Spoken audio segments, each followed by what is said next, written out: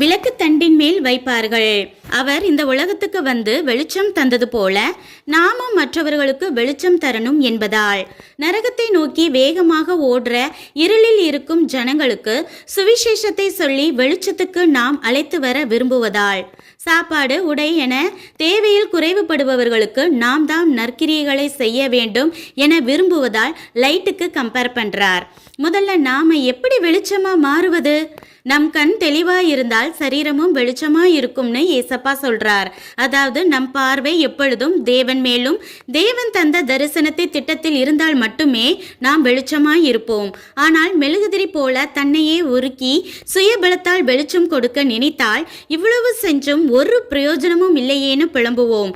நிலா எப்படி சூரியன்ட்ட இருந்து வெளிச்சத்தை வாங்கி பிரகாசிக்குதோ அப்படி பரிசுத்தாவின் பலத்தால் வெளிச்சத்தை பிரகாசித்தால் மட்டுமே நம்மால் இறுதி வரை ஜொலிக்க முடியும்.